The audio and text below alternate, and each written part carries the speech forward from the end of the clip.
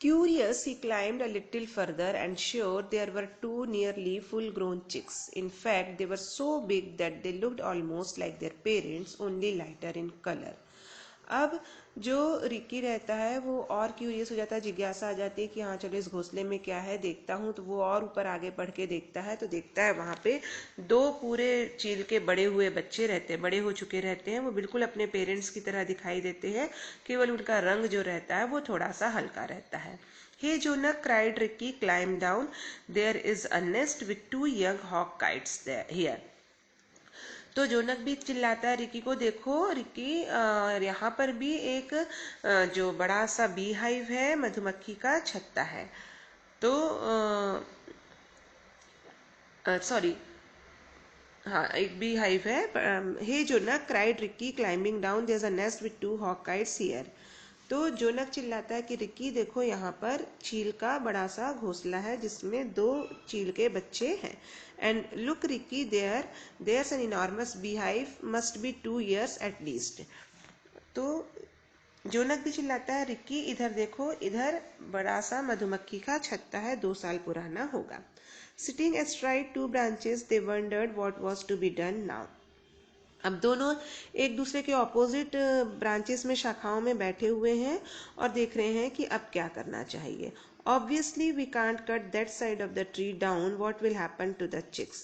Nor this side, and think of all the efforts that gone in the making of that beehive. तो बोलते हैं कि अच्छा इस तरफ तो हम शाखाओं को काट ही नहीं सकते हैं, क्योंकि अगर काट दिया तो चील के बच्चों का क्या होगा। एक बोलता है कि अगर इधर काट दिया तो इतनी मेहनत से मधुमक्खी का छत्ता बनाया है उसका क्या होगा, तो इधर भी नहीं काट सकते। And there must be many other nests that are used regularly by the birds. See, that's the hole that the barbet uses.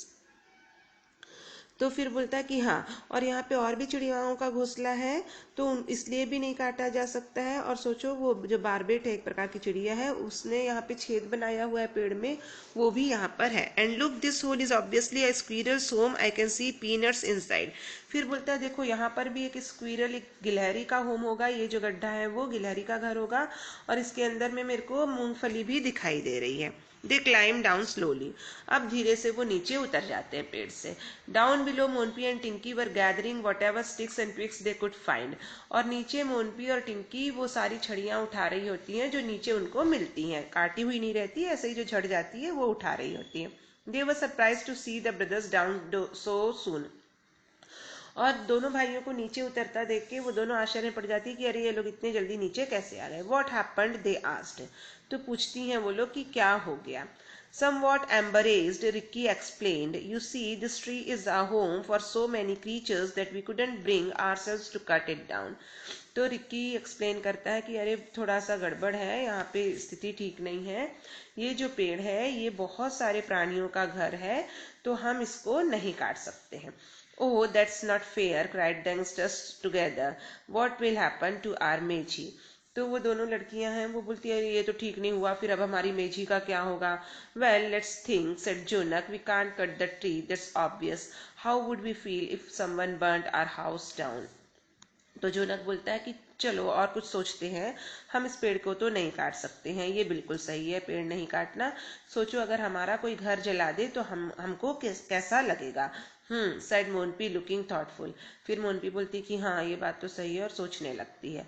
The 4 of them sat in the shade of the tree, leaning against the narrow trunk. और चारों के चारों फिर पेड़ की छांव में बैठ जाते हैं। मजबूत जो ट्रंक रहता है, वो तना रहता है पेड़ का, उससे टिक के बैठ जाते हैं और सोचने लगते हैं। Finally, Ricky spoke. I think we have to forget our plans for a big mechi this year, maybe next year.